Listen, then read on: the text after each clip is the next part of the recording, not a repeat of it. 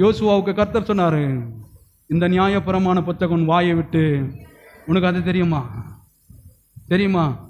கர்த்தருடைய வேதத்தில் இரவும் பகலும் தியானமா இருந்த விஷயம் எனக்குள்ள வந்துருச்சு.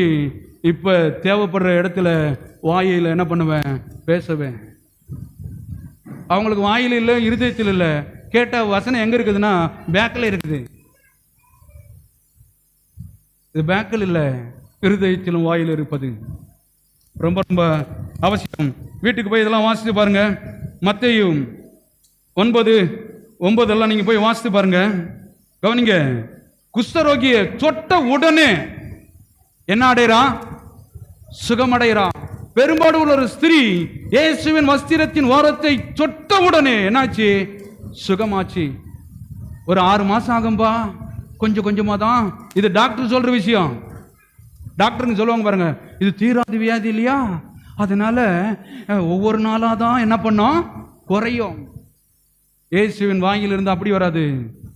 தொட்ட உடனே, எல்லாம் சொல்லுங்க, தொட்ட உடனே. உடனே உடனே தொட்ட உடனே உன் படிக்கை எடுத்துக்கொண்டு உன் வீட்டுக்கு போ. மருந்து சொல்லும் பாருங்க, கொஞ்சம் கொஞ்சமா இதை சாப்பிட்டீங்களன்னா கொஞ்சம் கொஞ்சமா. பெந்தகோஸ்து பாஸ்டர்ங்க சொல்றாங்க, இன்னைக்கு ஜெபம் பண்ணி இருக்கிறான்னா திரும்ப நாளைக்கு 7 நாள் உபவாசம் இருந்துட்டு ஆண்டவர் சொல்லுவாரு, என் வார்த்தை உடனே. லாசருவை வெளியே உடனே. சிறு பெண்ணை 12 வயசு கையை பிடிச்சு சொல்றாரு, தலித்து நகமே உடனே. 17 வயசு நாயினருடைய குமாரனை தொட்ட உடனே சுமந்தவர்கள் உடனே நின்றார்கள்.